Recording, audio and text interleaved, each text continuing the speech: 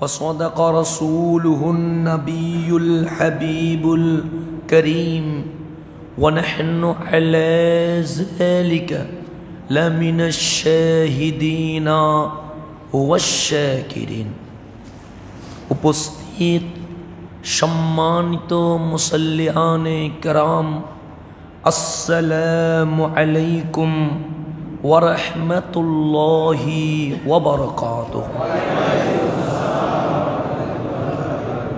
পবিত্র জুমার দিন, যেই দিনে মাওলার সান্নিধ্যে যাওয়া বান্দার জন্য খুবই সহজ, সেই বরকতময় দিনে আল্লাহ আমাদেরকে ওনার গড় মসজিদে পবিত্র জুমার নামাজ আদায়ের লক্ষ্যে একসাথে হওয়ার তৌফিক দিয়েছেন।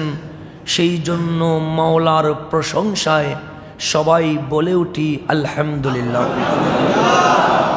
সাথে সাথে ওই রসূল আকরাম, ওই রহমতুল লিল আলামিন, যেই নবী না আসলে আমার আপনার কোনো পরিচয় ছিল না, যেই নবী না আসলে আমরা জান্নাতকে ঠিকানা বানাইতে পারতাম না, যেই নবী আসার কারণে মাওলা ডাক দিয়ে বলেছে লাকাদ মান্নাল্লাহু আলাল মুমিনিনা ইয বাআসা ফীহিম রাসূলা। দুনিয়াতে মাওলা নিয়ামত দেয় নাই, এমন কোনো নিয়ামত নাই। সামনে দেখলে সবগুলো মাওলার নিয়ামত, পিছনে দেখলে সবগুলো মাওলার নিয়ামত, ডানে বামে দেখলে সবগুলো মাওলার নিয়ামত, উপরে নিচে তাকালে সবগুলো মাওলার নিয়ামত। এত নিয়ামত দেওয়ার পরেও আল কোরআনে কোথাও খোটা দেয় নাই, কোথাও বলে নাই বড় এহসান করেছি, কোথাও বলে নাই বড় উপকার করেছি। কিন্তু যেই দিন মুমিনদেরকে রহমাতুল লিল আলামিন দিয়েছেন, আল্লাহ বলে লাকাদ মান্নাল্লাহু আলাল মুমিনিনা, ও হে মুমিন, আমি মাওলা নবী দিয়ে তোমাদেরকে বড় উপকার করে দিয়েছি। যেই নিয়ামত দিয়ে আল্লাহ খোটা দিয়েছেন, দেখিয়ে দিয়েছেন, সেই নিয়ামতের নাম রহমাতুল লিল। যতই আমরা নবী নবী করি, যতই আমরা ইয়া রাসূলুল্লাহ বলি, যতই আমরা ইয়া নবী সালাম আলাইকা বলি, আল্লাহ যেই নিয়ামত দিয়ে কোটা দিয়েছে, অন্তত সেই নিয়ামতের শুকরিয়া আমরা আদায় করতে পারবো না। তো সেই রহমাতুল লিল আলামিনের পাক চরণে আমাদের পক্ষ থেকে অগণিত দরুদ সালাম প্রেরণ করছি। সাথে সাথে শ্রদ্ধাভরে স্মরণ করছি সমস্ত সাহাবায়ে কেরাম, সমস্ত তাবিন, সমস্ত তবে তাবিন হয়ে আজ পর্যন্ত আল্লাহর ওলিদের মাধ্যমে শান্তির ধর্ম পেয়েছি। আল্লাহর ওলিদেরকে শ্রদ্ধাভরে স্মরণ করছি। সাথে সাথে এই মসজিদ জিনার নামে নামকরণ হওয়ায় আপনারা মৌমাছির মতো করে দৌড়ে দৌড়ে চলে আসেন সেই গৌসুস সাকালাইন, গৌসুল আলামিন, শাইনি শাহ বাগদাদ, সৈয়দুনা আব্দুল কাদের জিলানি রহমতুল্লাহি আলাই, হুজুর গৌসে পাককে আজকের জুমায় আমরা শ্রদ্ধা ভরে স্মরণ করছি।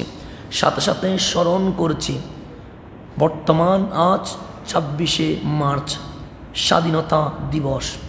আমার এই বাংলার মাটি টাকা দিয়ে কেনা হয় নাই, স্বর্ণ দিয়ে কেনা হয় নাই, মুক্তিযোদ্ধাদের রক্তের বিনিময়ে কেনা হয়েছে।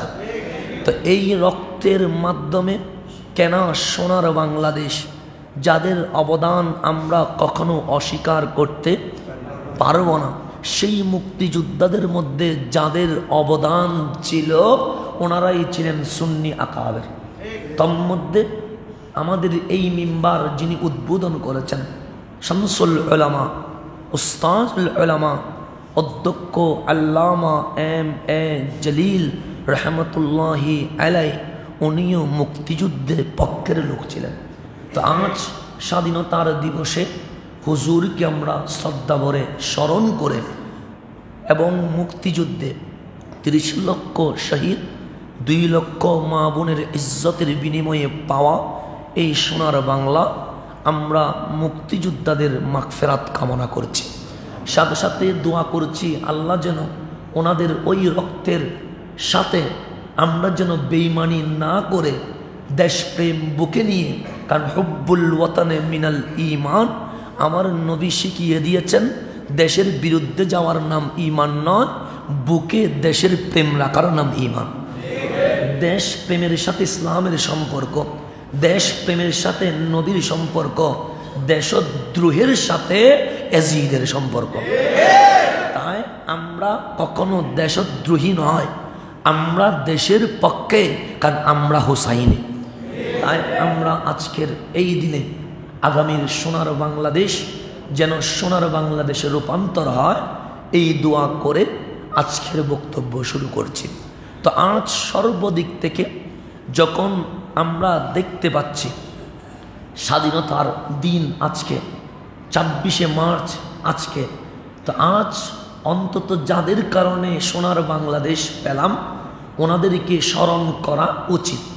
অনেকেই অনেকভাবে স্মরণ করেন, কেউ দেখলাম নাচে স্মরণ করে, কেউ দেখি গানে স্মরণ করে, কেউ দেখি ড্যান্সে স্মরণ করে।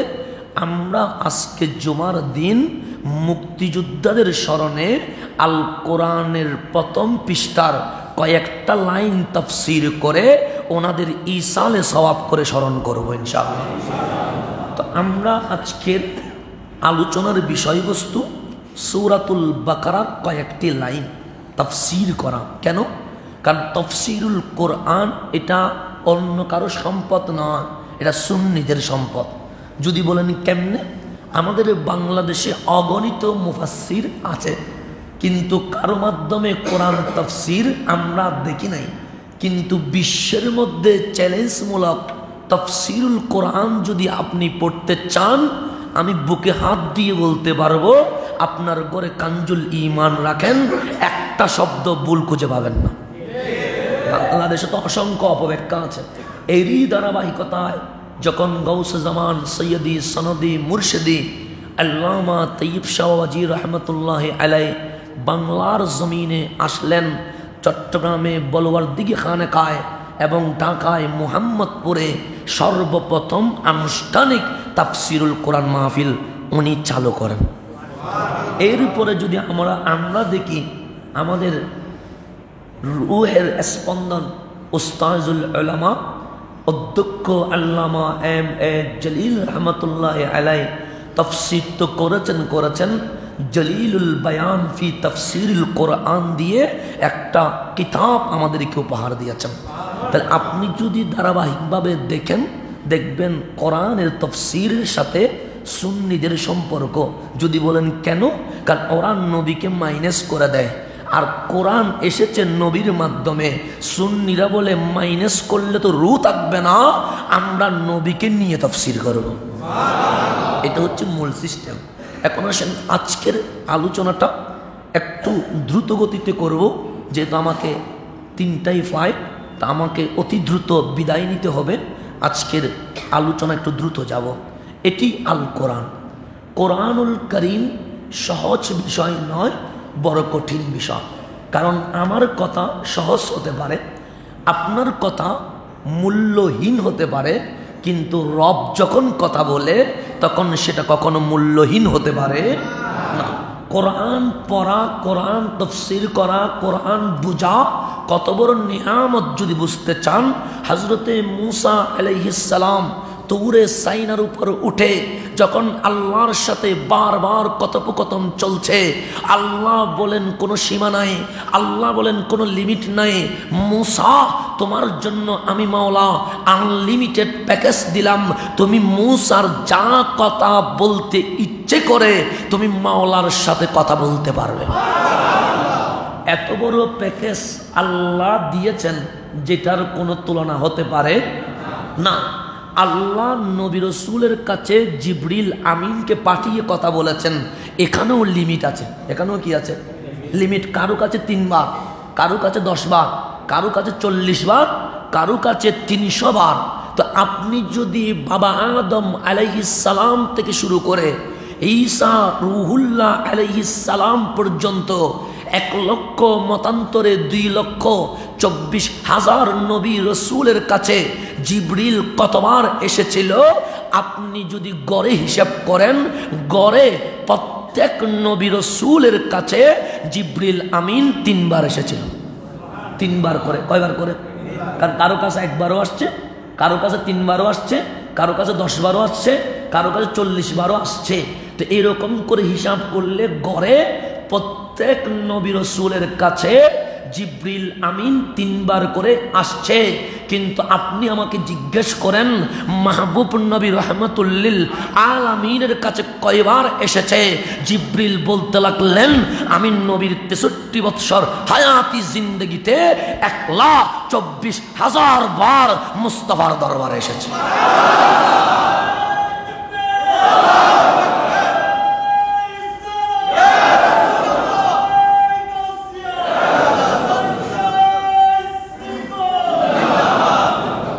এটার নাম রহমতুল্লিল। তো জিবরিল কেন বারবার এসেছেন? যে যার চেহারা না দেখলে আমার ভালো লাগে না। কোরআন তো আমি 10-15 বারের মধ্যে নিয়ে আসতে পারি, তো আমি এতবার আসার পিছনে আমার পছন্দ হচ্ছে নবীর সোহবতে কিছুক্ষণ সময় কাটিয়ে দেওয়া। তো সেই জিবরিল আমিন এসেছিলেন, কিন্তু আল্লাহ জিবরিল আমিনকে বাদ দিয়েও আমার নবীকে লামাকানে নিয়ে গিয়ে দেখা দিয়েছেন। যে তাফসীর আমি গত জুমার আগের জুমা 2 দিন রাত এবং দিনে কোরআনকে সামনে রেখে আমি বোঝানোর চেষ্টা করেছি। তা আল্লাহ সেখানে বলছে কাবা কাউসাইনে আও আদনা, আমরা 2টা কামান এক হয়ে গেলে যেরকম আমি আর আমার মাহবুব লামাকান এরকম। তো কামান যখন এক হয় মাওলা গ্যাপ থেকে যায়, আল্লাহ বলে আও আদনা, গ্যাপটা মিঠাইয়া দিয়া আমি আর আমার হাবিব একাকার হয়ে গেছে। সেখানে গিয়ে দেখা দিয়েছেন। তো এখন মুসা আলাইহিস সালাম যখন আনলিমিটেড প্যাকেজ পেল জিবরিলকে বাদ দিয়ে, তো আল্লাহকে জিজ্ঞেস করছেন মাওলা আগে এরকম কারোর সাথে কথা বলেছ? আল্লাহ বলেন না, সবার সাথে জিবরিলকে মাধ্যম করে কথা বলেছি। তুমি মুসার সাথে সর্বপ্রথম আমি মাওলা জিবরিলকে বাদ দিয়ে ডাইরেক্ট কথা বলতেছি। তখন মুসা আলাইহিস সালাম আরজ করলেন তাহলে ভবিষ্যতেও এই নিয়ামত আর কেউ পাবে না। আল্লাহ বললেন মুসা তোমার ধারণাটা একটু ভুল হয়ে গেছে। আমি তোমাকে আমার নবীর শান বলবো না, আমার হাবিবের শান বলবো না, তোমার সাথে আমি কথা বলছি মিন ওয়ারাইল হিজাব, পর্দার মধ্যে গোপন হয়ে কথা বলছি। একটা পর্দা 70,000 পর্দার ভেতরে, একটা পর্দার গতিবেগ 1,000 বৎসরের রাস্তা। এরকম 70,000 পর্দার অন্তরালে তোমার সাথে চুপে চুপে কথা বলছি। আজ তোমাকে হাবিবুল্লাহর শান বলবো না, আজ তোমাকে হাবিবের রহমানের উম্মতের শান বলবো। শোনো মুসা, আমার নবীর উম্মত যখন আল কোরআন পড়তে শুরু করবে তখন আমি মাওলা হিজাব পর্দা বাদ দিয়ে ডাইরেক্ট কথা বলবো। এটার নাম আল কোরআন। এটার নাম কি? আল কোরআন। আল্লাহ নবীরে মেরাজে নিয়ে গিয়ে বলছে আও হাইনা, নবীরে মেরাজে এনে আমি আর আপনি ডাইরেক্ট কথা বললাম। আপনার উম্মত যদি আমার সাথে কথা বলতে চায় আমি কালামুল্লাহ আল কোরআন দিলাম, আপনি বললেন সরাসরি। আপনার উম্মত যখন কালামুল্লাহ পড়বে, কোরআন পড়বে, উম্মতকে বলে দিয়েন আমি মাওলা যেন ডাইরেক্ট কথা বলছি। এটার নাম কোরআনুল কারীম। সামনে যেহেতু মাহে রমজান, এখন তো কোরআনের বিরুদ্ধেও অনেক ষড়যন্ত্র শুরু হয়েছে। তবে এটা গ্যারান্টি ওয়ারেন্টি, আল কোরআনের একটা নুক্তা কারো পক্ষে পরিবর্তন করা কখনো সম্ভব নয়। এটা কখনো পারবে? আল্লাহ বলেন ফাইন লাম তাফআলু ওয়ালান তাফআলু, আগেও চেষ্টা করেছিস, পরিবর্তন করতে পারিস নাই, ভবিষ্যতেও করবি, কিন্তু লান তাফআলু, জিন্দেগিতে কিয়ামত চলে আসবে কিন্তু আল কোরআন পরিবর্তন করতে পারবি না। কেন? এটার হেফাজত জামানত আমি মাওলা নিজেই নিয়ে নিয়েছি। এটার নাম আল কোরআন, যেটার কোনো মেসাল নেই। তো কোরআনের যদি মেসাল না থাকে, যেই নবী কোরআন নিয়ে আসলেন সেই নবীর কি কোনো মেসাল থাকবে? সেই জন্য কোরআনও পাক, নবীও। এখন তো নবীরও পাক বললে অনেকে চুলকানি শুরু হয়ে যায়, এরকম আছে না নাই? যে যুক্তি দিচ্ছে ওনাদের নাম হচ্ছে যুক্তি। কে? আমি আগেও বলেছিলাম, ওরা দলিল দিয়ে কখনো মাহফিল করে না, ওরা মানুষের ব্রেনকে ওয়াশ করে যুক্তি দিয়ে বসেন নবী পাক, রসুল পাক বলা যাবে না। কেন? কারণ আমরা আল্লাহকে বলি আল্লাহ পাক। তো আল্লাহ যদি পাক হয়, নবীকে পাক বললে শিরিক হয়। তো তুমি যে বলো জায়গা পাক, কাপড় পাক, তুমি তো প্রত্যেক মিনিটে শিরিক করো। জায়গা পাক বলতে পারো, নবী পাক বলতে পারো, আল্লাহর জায়গা পাক, কাপড় পাক বলতে পারো। যেই নবীরে আল্লাহ পাঠাইয়া বলছে, নবীরে আপনার শান হচ্ছে ইউজাক্কিহিম, উম্মতকে পাক করা। তা আল্লাহ যেই নবীরে পাঠাইলেন আমাদের মতো না পাকরে পাক করতে, সেই নবীরে নাকি পাক বলা যাবে না। নবী পাক বললে নাকি কি হয়? শিরিক হয়, শিরিক হয়। তো ওদের ফতোয়া আমি কিছুক্ষণের জন্য মেনে নিলাম, কিছুক্ষণের জন্য কি করলাম? তো এখন কোরআন করলাম আল্লাহ তোমার ফতোয়া কি? আল্লাহ বলেন নবী পাক সেটা অনেক দূরের, রসুলে পাক সেটা অনেক দূরের। আমার ফতোয়া যদি দেখতে চাস কোরআনটা খোল। আমি যখন কোরআন করলাম দেখলাম মাওলা বলতে লাগলেন ইন্নামা ইউরিদুল্লাহ লিইউযহিবা আনকুমুর রিজসা আহলাল বাইত ওয়া ইউতাহহিরাকুম তাতহীরা। আল্লাহ বলেন নবী গো আপনি পাক, এটা অনেক দূরের কথা। আপনার যে নসল আছে আহলে বাইত, যেটা মাওলা আলী, মা ফাতেমাতুজ জাহরা হয়ে ইমাম মাহদী পর্যন্ত থাকবে, আমি মাওলা বলতে লাগলাম ওয়া ইউতাহহিরাকুম তাতহীরা, কিয়ামত পর্যন্ত আপনার যেই নসল আলে রাসূল আহলে বাইত, আমি মাওলা তাদেরকে পাক বলে ঘোষণা করে দিলাম। আল্লাহ বলছেন আওলাদ রাসূল পাক, ইউতাহহিরাকুম তাতহীরা বলে তাকিদ, মানে জোর দিয়েছেন অবশ্যই অবশ্যই পাক, এতে কোনো সন্দেহ। তো রসুলকে পাক বললে যদি শিরিক হয়, কারণ আল্লাহ পাক, তো আল্লাহ যে আওলাদ রসুলকে আহলে বাইতকে পাক বললো, তাদের ফতোয়ায় তো আল্লাহও শিরিক করে ফেলছেন। তা আল্লাহও শিরিক থেকে বাঁচতে পারে না। তাদের এমন ফতোয়া, তাদের বাপ দাদা 14 গোষ্ঠী তো শিরিকের ভেতরে পড়লো, আল্লাহও শিরিক থেকে বা পড়ে নাই, আল্লাহও কি করে ফেলছেন। তো এমন ধর্ম আবিষ্কার করলো তারা, ইসলাম মানে আল্লাহরও মুশরিক ফতোয়া দিয়ে দিয়েছে। কারণ আমরা যখন রসুলে পাক বলার কারণে মুশরিক হয়ে গেলাম, আল্লাহও তো আওলাদ রসুলকে পাক বলেছে, তো আল্লাহও শিরিক বুঝে নাই, আল্লাহও দেখলাম শিরিক করে ফেলছে। তাহলে তাদের এরকম অপব্যাখ্যা থেকে আমাদেরকে সচেতন থাকা দরকার আছে কি নাই? দেখেন কতটুকু ইসলামকে বিকৃত করতেছেন, ইসলামকে কতটুকু কঠিন করতেছেন। আল্লাহ বলে একরকম, তারা বুঝে আরেক রকম বলছে। নাতের মধ্যে আরেকটা সমস্যা আছে, দয়াল নবী বলেছে, আল্লাহ না দয়াল, নবী কেমনে দয়াল হয়? তো আল্লাহও বুঝে নাই মনে হয়। আল্লাহ বলতেছে আমি যেরকম রাহিম, আমি যেরকম রৌফ, আমার নবীও রৌফুর রহিম, আমার নবীও দয়াল। আমার কাছে বারবার বুঝে আসে না আল্লাহ কেমনে বুঝে নাই। তারা এত শিরিক বুঝি গেল, তারা এত বেদাত বুঝি গেল, আল্লাহ কেমনে বুঝলো না? এখন আল্লাহটা নেবেন না ইবলিসেরটা নেবেন? ইবলিস একটু বেশি বুঝে। আবার যদি বান্দা হন তাহলে যেটা অর্ডার করে সেটাই বুঝবেন। সেই জন্য আল্লাহ যখন মালাইকাকে বললেন আদমকে তাজিম করো, তখন ওনারা বেশি বুঝতে চান নাই, ফাসাজাদু তাজিম করলেন। একজন একটু বেশি বুঝতে চেষ্টা করেছেন, উনি করেন নাই। আল্লাহ বলে আবা ওয়াস্তাকবারা ওয়া কানা মিনাল কাফিরিন। আমার চেয়ে যখন একটু বেশি বুঝি গেছস, মুসলমানের বাউন্ডারি থেকে বের করে আমি মাওলা তোরে কাফের বানায় ফেল। বেশি বুঝলে কি হয়ে যা? ইসলামের বাউন্ডারি থেকে বের হয়ে যা। গত সপ্তাহে যেই টাকা উঠেছে রসিদ বইতে 15,910 টাকা, রোমালে 21,284 টাকা। আল্লাহ যেন এই দানকে কবুল করে নেন ইনশাল্লাহ। এভাবে করে আপনারা দান করতে থাকবেন।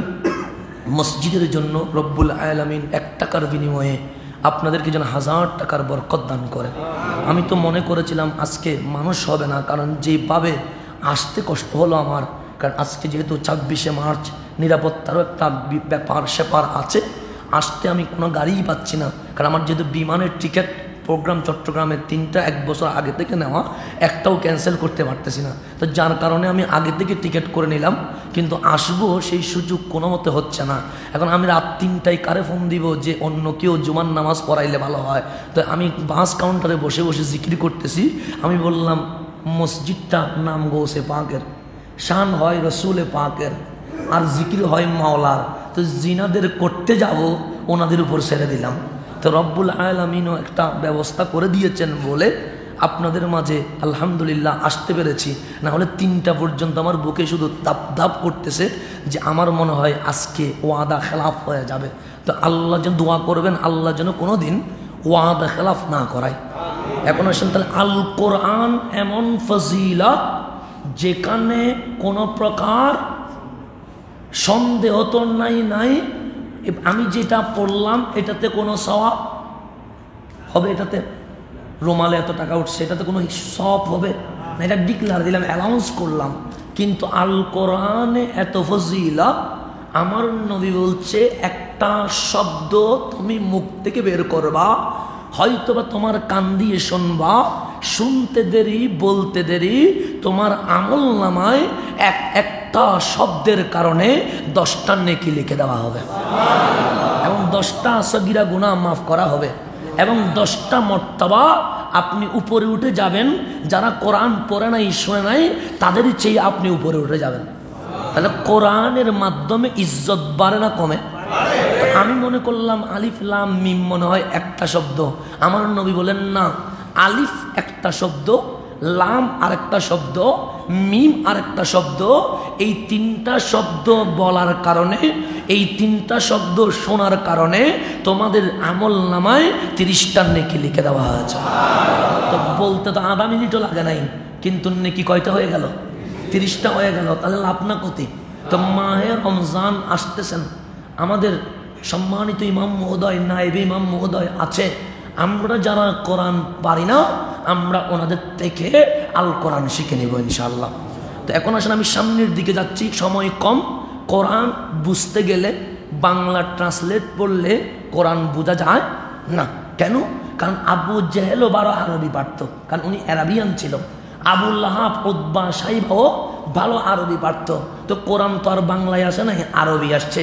তো আরবি জানার নাম যদি ইসলাম হইতো, আবু জাহেল বড় ইমানদার হইতো, আবু লাহাব বড় ইমানদার হইতো, উতবা সাইবা বড় ইমানদার হইতো, তাহলে ওরা ইমানদার হতে পারে নাই।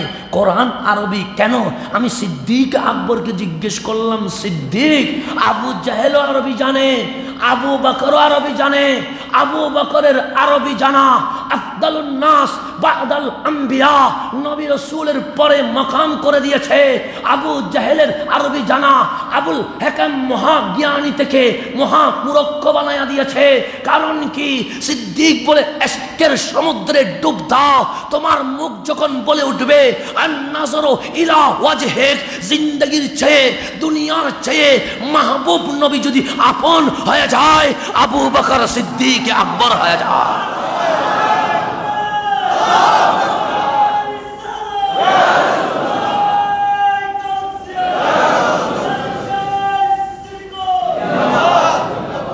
তাহলে সিদ্দিক আকবর হয়েছে আরবি জানার কারণে নয়, রহমাতুল লিল আলামিনের কদম চিনার কারণে। বেলাল হয়েছে আরবি জানার কারণে নয়, মুস্তাফাকে চেনার কারণে।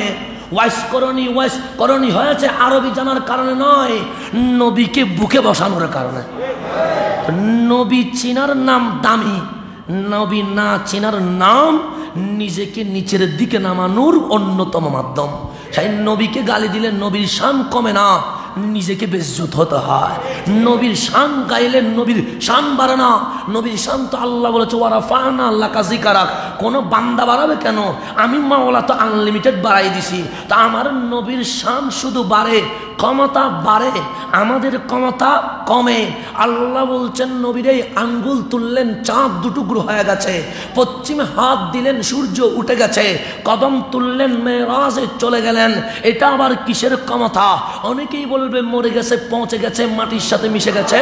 আমি মাওলা বলতে লাগলাম ওয়ালাল আখিরাতু খায়রুল লাকা মিনাল উলা। আপনার রওজা মোবারকে আপনার পাওয়ার দুনিয়ার চেয়ে আরো বেশি বেড়ে যাবে। মানুষের পাওয়ার কমে, নবীর পাওয়ার। আল্লাহ কিয়ামতে কিরকম হবে? যে কিয়ামতে বাড়তে বাড়তে বাড়তে তোরা যখন নফসি নফসি চিল্লায়া ডানে বামে সামনে পিছনে বেসাহারা হয়ে যাবি, আমার রহমাতুল লিল আলামিনের শান হবে আসা আইয়াবআসাকা মাকামাম মাহমুদা। আমার পাশে যিনি বসবেন ওনার নাম রহমাতুল লিল আলামিন। সম্মান বাড়ে না কমে? সেই জন্য সকল নবী রাসূল যাওয়ার সাথে সাথে আপন আপন মুজিজা নিয়ে গেছেন। আমার নবীর মুজিজা জান্নাত তক আবাদ থাকবে। সেই জন্য রাসূলের ক্ষমতা শুধু বাড়ে, কমে না। যারা বলবে কমে গেছে, মরে গেছে, পৌঁছে গেছে, তো আল্লাহ একটু কম বুঝি গেছে কথা, তাই না? তো সেই জন্য আল্লাহ যেটা বলে আমাদেরকে সেটা মানতে হবে। তাহলে বাংলার নাম ইসলাম নয়, আরবির নাম ইসলাম নয়, আল কোরআন বুঝার নাম ইসলাম। তো বুঝিবেন কেমনে? কোরআন বুঝার জন্য কোরআনও কিছু সূত্র ব্যবহার করেছে। বলছে মা আতাকুমুর রাসূল ফাখুযুহু।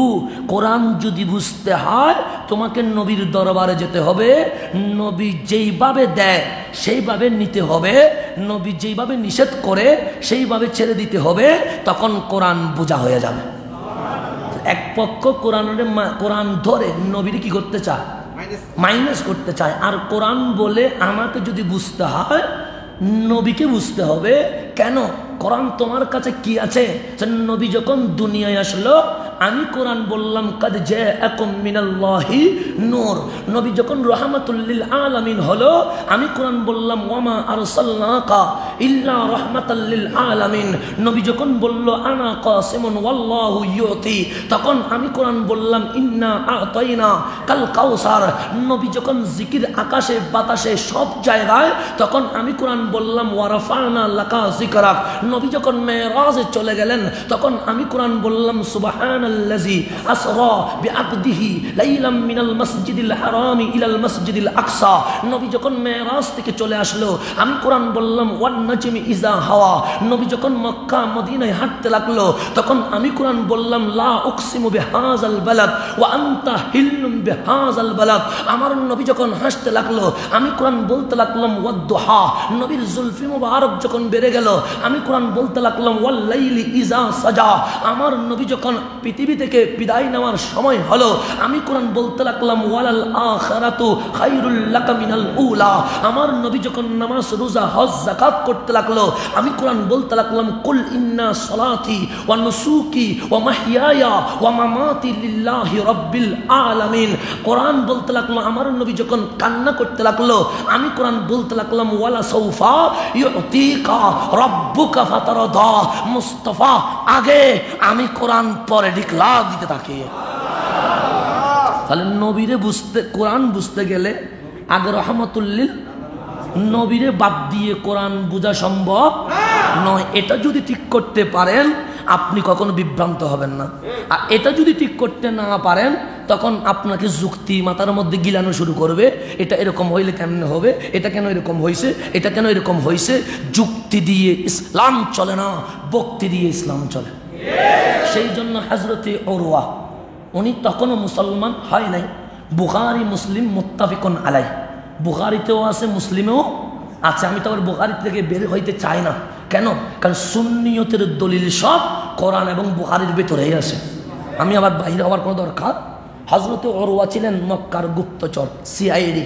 আমাদের আচার নাই, গোয়েন্দা বিভাগের গুপ্তচর আছে না, যিনারা দেখবেন এখানেও থাকতে পারে, কারণ ওনাদের কাজ দেশের জন্য কারা পক্ষে কাজ করে কারা বিপক্ষে কাজ করে রিপোর্ট নিয়ে প্রশাসনে দেওয়া। তখন হজরতে ওরওয়া ছিলেন মক্কার সিআইডি, উনি নাজ্জাশীর কাছে যাইতেন, উনি রোম পারস্যের মধ্যে যাইতেন, উনি গ্রামে বাজারে যাইতেন। কেন? কে মক্কার পক্ষে কে মক্কার বিপক্ষে কি ষড়যন্ত্র করছে এই বিষয়ে রিপোর্ট নিয়ে উনি মক্কার প্রশাসনকে দিতেন। মক্কার ব্যাপারে ওনার বক্তব্য এটা, ওনাদের প্রস্তুতি এটা। যখন ইয়ারমুকের যুদ্ধ হচ্ছে তখন মক্কা থেকে পাঠানো হয়েছে হজরতে ওরওয়াকে, দেখে এসো মুসলমানরা মক্কার বিপরীতে কেমন প্রস্তুতি নিয়েছে। ওরওয়া এসে বলতে লাগলেন, ওয়াল্লাহি, খোদার কসম, আমি বাদশাহ নাজ্জাশীর ইজ্জত দেখেছি, আমি এইভাবে করে রোম পারস্যের রাজাদের ইজ্জত দেখেছি, কিন্তু ইয়ারমুকের মাঠে গিয়ে দেখলাম সাহাবায়ে কেরাম নবীকে যেটা ইজ্জত করে এই ইজ্জতের সামনে বাদশাহ নাজ্জাশী কাইসারের ইজ্জত চোখের সামনে দুলামালি হয়ে গেল। এত বেশি ইজ্জত ওনারা কি কাকে করতেছেন? নবীকে। কেমন ইজ্জত? সেই জন্য যুক্তি দিয়ে ইসলাম চলে না। কেমন ইজ্জত? আমাদের তো আসা নাই, যতক্ষণ ভিতরে আছে ততক্ষণ ঠিক। আমি যদি বাহির করি কেউ কি এটা নিবে? নিবে না। হাতেও ধরবে না, পায়েও লাগাবে না, কেন? বিশ্রী বিষয়।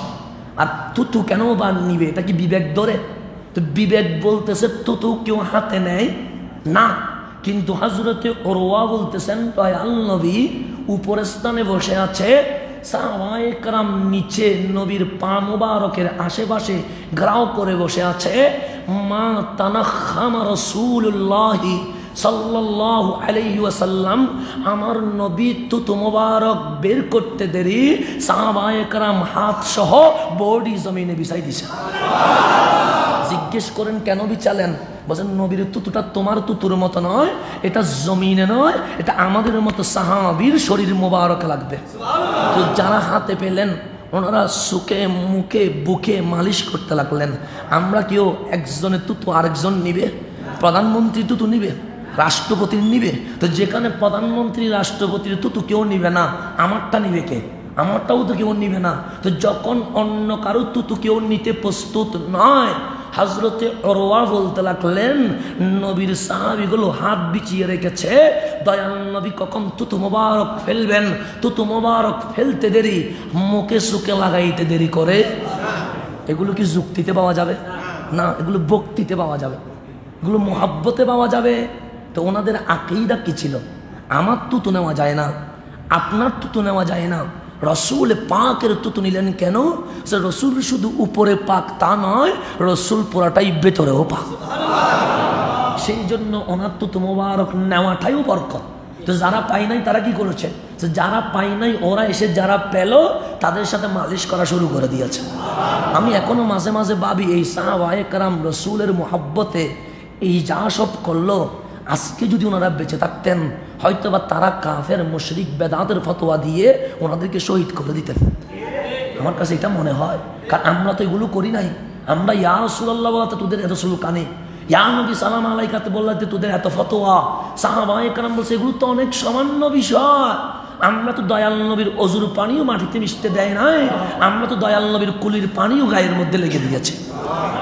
শুধু তাই নয়, হযরতে সাইয়্যিদুনা বেলাল রাদিয়াল্লাহু তাআলা আনহু উনি বলতে লাগলেন দয়াল নবী যখন নাপিতের দোকানে ঢুকতেন, যারা রাস্তায় দাঁড়িয়ে আছে দোকানে আছে দেখতে পেল নবী কোথায় ঢুকছেন, নাপিতের দোকানে দেরি করে নাই, দোকান ফেলে দিয়ে রাস্তাঘাটের প্রয়োজনীয় কাজ ফেলে দৌড়ে চলে আসছে নাপিতের দোকানে। তো নাপিতের দোকানে মানুষ যায় কেন? চুল কাটার জন্য। তো ওখানে কি মানুষ কেউ ভিড় করে? না।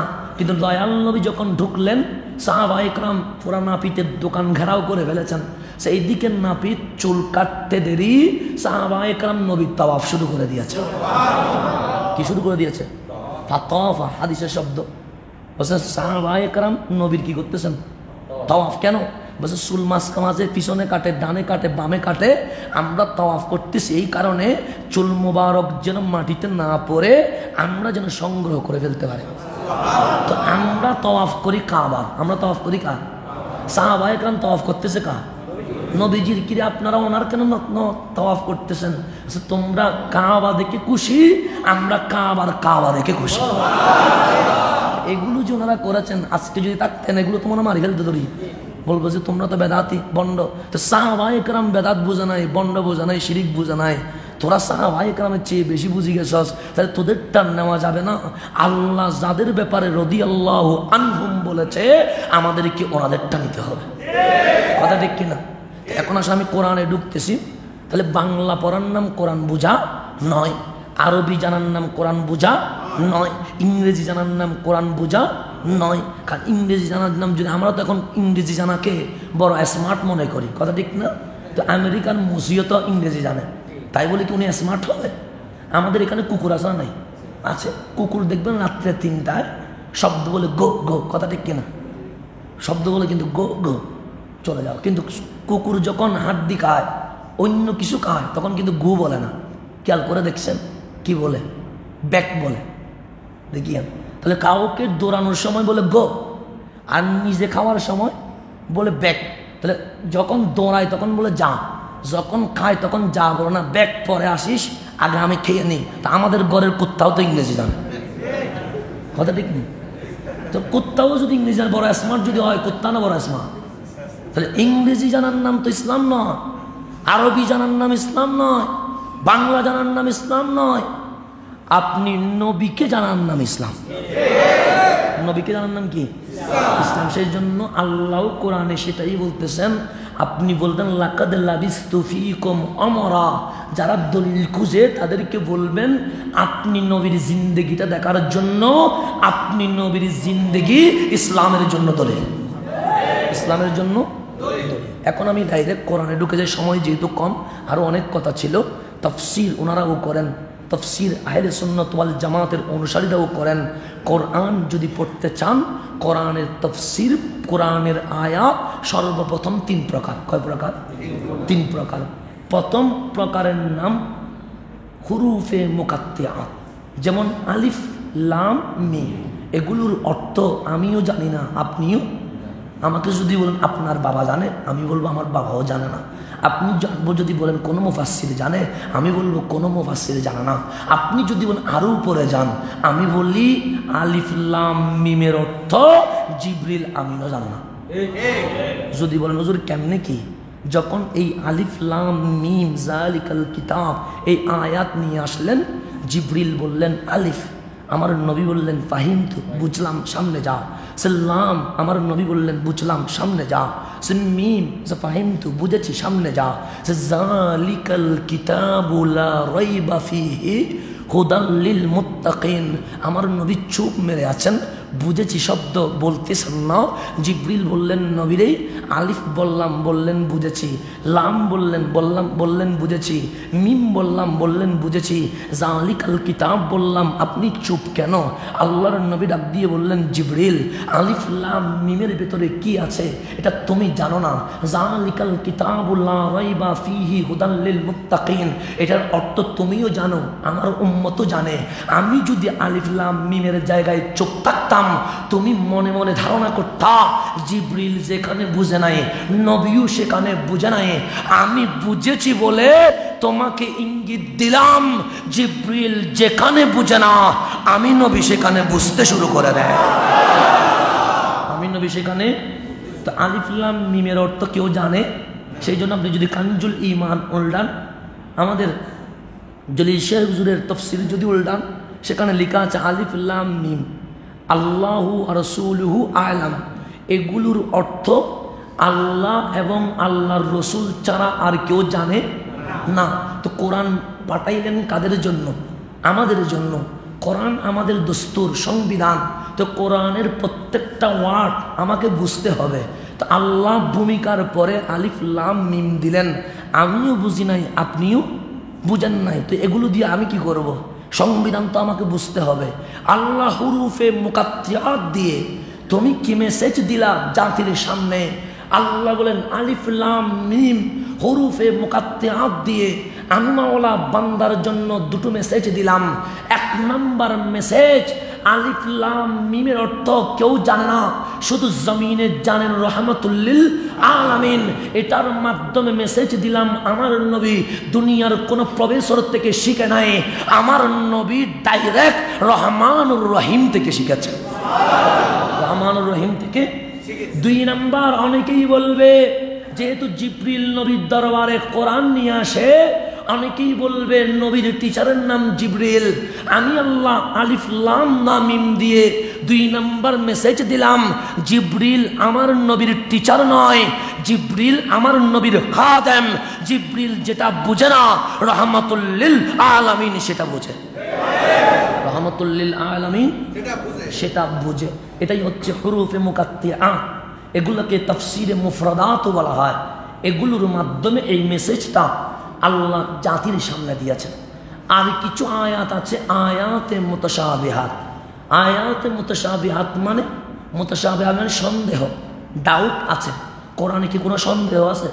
নাই। কিন্তু আল্লাহ নিজেই দ্বিতীয় পারায় বলতেছেন কোরআনের আয়াতকে হুরুফে মুকাত্তিয়াত বাদ দিলে 2 প্রকার।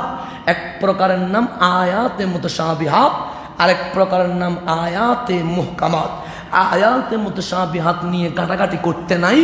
যাদের অন্তরে কপটতা আছে, মুনাফিকি আছে, তারাই আয়াতে মুতাশাবিহাত নিয়ে টানাটানি করে বক্তব্য দেয়। কিন্তু যারা মুমিন তারা আয়াতে মুহকামাত নিয়ে সন্তুষ্ট থাকে। এখন আমি যে বাংলা পড়ে তাফসীর করব, আমি কি জানি কোন আয়াতটা আয়াতে মুতাশাবিহাত? আমি কি জানি কোন আয়াতটা আয়াতে মুহকামাত? তো আমি যে বাংলা বলে ফেলতেছি দাম দাম করে, আমিও নিজেও পথভ্রষ্ট হচ্ছি, অন্যকেও জাহান্নামে নিচ্ছি। কোরআনও সেই কথা বলে ইউদিল্লু বিহি কাসীরা।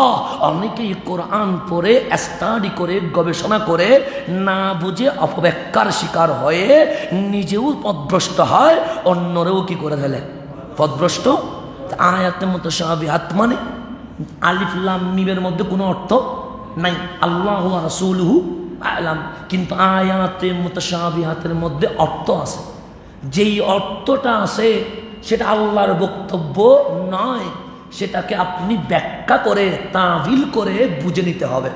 যেমন আল্লাহ বাইআতে রিদওয়ান যখন হচ্ছে হুদাইবিয়ার সন্ধির মধ্যে আল্লাহ বলেছেন ইয়াদুল্লাহি ফাওকা আইদিহিম। ইয়াদ মানে হাত, ইয়াদুল্লাহ মানে আল্লাহর হাত, আল্লাহর হাত তাদের হাতের উপরে। তা আপনি যদি বলেন আল্লাহর হাত আছে, এই হাত রাখার জন্য একটা বুক লাগবে, আবার বুকটা টিকানোর জন্য একটা পেট লাগবে, পেটটা রাখার জন্য 2টা পা লাগবে। বলতে গেলাম হাত আল্লাহ হয়ে গেছে আমাদের মতো। তো আমরা কি মুসলমান থাকবো? তো হিন্দু ভাইয়েরাও যেরকম কল্পনা করে মূর্তি বানাই, আমরাও মনে মনে একটা কি বানাইলাম, মূর্তি বানালাম। বলছে এই আয়াতটা আয়াতে মুতাশাবিহাত। তো আল্লাহর হাত আছে বলা যাবে না।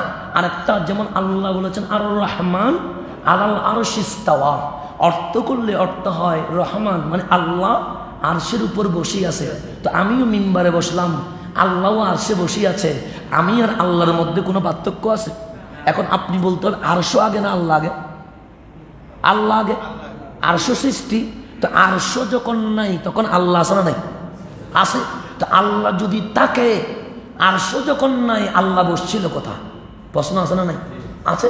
সেই জন্য আল্লাহ আরশের উপর বসা, এটা আয়াতে মুতাশাবিহাত। এটা অনুবাদ করতে গেলে ঈমান চলে যাওয়ার কি আছে? তো মানতে হবে কি আয়াতে মুহকামা। আয়াতে মুহকামাতের মধ্যে আল্লাহ বলছে লাইসা কামিসলিহি শাই, দুনিয়ার জমিনে আল্লাহর সৃষ্টির সাথে আল্লাহর কোনো উপমা নাই। তা আল্লাহ বেমিসাল নিরাকার, এটাই মানতে হবে, কারণ এটাই আয়াতে মুহকামাত। আর ইয়াদুল্লাহি ফাওকা আইদিহিম এটা আয়াতে মুতাশাবিহাত। আর রহমান আলাল আরশি ইস্তাওয়া এটা আয়াতে মুতাশাবিহাত। এগুলো ডাইরেক্ট বলা যাবে না, এগুলা ব্যাখ্যা করতে হবে। ইয়াদুল্লাহি ফাওকা আইদিহিম মানে আল্লাহর সমর্থন ওনাদের উপর আছে। আর রহমান আলাল আরশি ইস্তাওয়া মানে যেই আরশের উপর কারো ক্ষমতা নাই, সেই আরশের উপর আল্লাহর ক্ষমতা আছে। এটা হচ্ছে আয়াত। ঠিক তেমনি ভাবে আমাদের বাংলাদেশে অনেকেই ছেলে হলে মেয়ে হলে আজান দেয়, ঠিক না? আর অনেকেই দুটা জিনিস শেখায়। একটা হচ্ছে কুল ইন্নামা আনা বাশারুম মিসলুকুম, কথা ঠিক না? একটা হচ্ছে কুল্লু বিদাতিন দালালা, ডান কানে বলে মুখস্থ কর কুল ইন্নামা আনা বাশারুম মিসলুকুম, বাম কানে বলে কুল্লু বিদাতিন। আমরা দিই আযান আর ইকামত, তারা ডান কানে শিখায় কুল ইন্নামা আনা বাশারুম মিসলুকুম। একজন কলেজের ছেলে যাচ্ছে, বলছেন নবী তো আমার মতো ডাইরেক্ট কোরআনে আসলে কেমনে?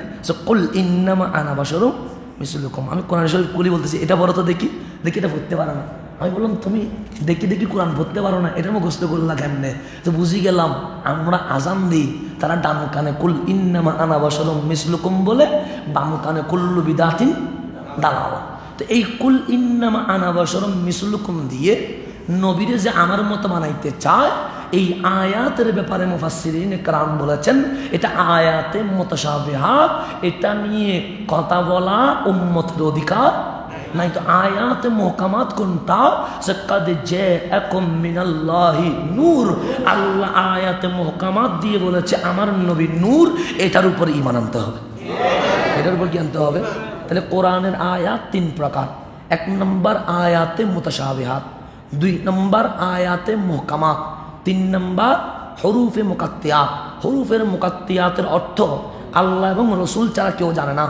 আয়াতে মুতাশাবিহাত দ্বারা অর্থ পাওয়া যায়, কিন্তু সেই অর্থ করা যাবে না, এটাকে তাবিল ব্যাখ্যা করতে হবে। এই ব্যাখ্যা আমি করতে পারবো না, আপনি করতে পারবেন না। এই ব্যাখ্যা করার জন্য ইসলামী যেটা ল আইন আছে, ইসলামী যেটা নলেজ আছে, এটা 20 প্রকার জ্ঞান আপনাকে থাকতে হবে। আপনাকে কি করতে হবে? থাকতে হবে। 3 নম্বর হচ্ছে আয়াতে মুহকামাত। আয়াতে মুহকামাতের উপর আপনাকে ডাইরেক্ট ঈমান আনতে হবে। তো যালিকাল কিতাবুল লা রাইবা ফি, এইটা এমন কিতাব যেখানে কোনো সন্দেহ নাই। হুদান লিল মুত্তাকিন, এটার ব্যাখ্যা আমি একবার করেছিলাম, সেই জন্য আর করবো না। হুদান লিল মুত্তাকিন, সন্দেহ নাই। তার দলিল কি? আল্লাহর ওয়ালি যখন কোরআন পড়ে ওনারা বিরোধ হয় না, ওনারা সবাই এক হয়ে যায়।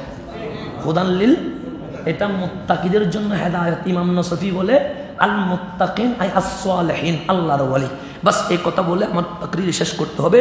আল্লাযীনা ইউমিনুনা বিল গায়ব। এখন আল্লাহ মাহবিল করতেছে কে? আল্লাহ। আল্লাযীনা, যারা ইউমিনুনা, ঈমান আনে, বিল গায়ব, অদৃশ্যের প্রতি, ওয়া ইউকিমুনাস সালাহ, নামাজ আদায় করে। তাহলে আগে ঈমানের কথা না আমলের কথা? ঈমানের কথা। আল্লাযীনা ইউমিনুনা বিল গায়ব, গায়ব মানে না দেখে। এখানে যুক্তি হবে না, এখানে বিবেক হবে না, এখানে ডাইরেক্ট ভক্তি কাজ করতে হবে। বিল গায়ব, না দেখে ঈমান। ওয়া ইউকিমুনাস সালাহ, ঈমান যখন 100, এরপরে আমল। সুন্নিরা বুঝে গেল আল্লাহর সিস্টেম, আগে আকীদা পরে আমল। সুন্নিরা আকীদা দিয়ে শুরু করে, আমল দিয়ে শেষ করে। আর তারা ইউকিমুনাস সালাহ দিয়ে শুরু করে, আগে ঈমানের কোনো আলোচনা। তাহলে এটা আমল দিয়ে কে শুরু করে? কোরআন পড়ে দেখলাম 7 পৃষ্ঠায়, আর হাফেজি কোরআনের 4 পৃষ্ঠা হবে। ওয়া ইজ ক্বালা রাব্বুকা লিল মালাইকাতি, এটা যখন পড়ে দেখলাম, এখানে দেখলাম ইবলিস প্রথমে আমলের মাহফিল করে। ইবলিস কিসের মাহফিল করে? আমল। আনা খায়রুম মিনহু তাফসিরে আমল। পরে গিয়ে একটু বেয়াদবি করে। কার সাথে? আল্লাহর সাথে না, রসুলের সাথে। এটা ইবলিসের আমল। তো ইবলিস যদি দেখতে চান, দেখবেন যেই বক্তা আমল দিয়ে মাহফিল শুরু করে, মাঝখানে নবীর শানে বেয়াদবি করে, তার নাম ইবলিস। তার নাম কি? ইবলিস। আর যিনি আকীদা দিয়ে শুরু করে, আমল দিয়ে শেষ করে, বুঝতে হবে আল্লাহ যেভাবে মাহফিল শিখিয়েছে, বান্দা বড় ওয়াফাদার, বান্দা আল্লাহর সিস্টেমে বান্দাকে বোঝানোর চেষ্টা করে। আল্লাযীনা ইউমিনুনা বিল গায়ব, আগে আকীদা, ওয়া ইউকিমুনাস সালাহ, পরে কি? আমল। এতটুকু পর্যন্ত তা ইনশাআল্লাহ আগামী জুমাতে ইনশাআল্লাহ পরে আবার বলবো।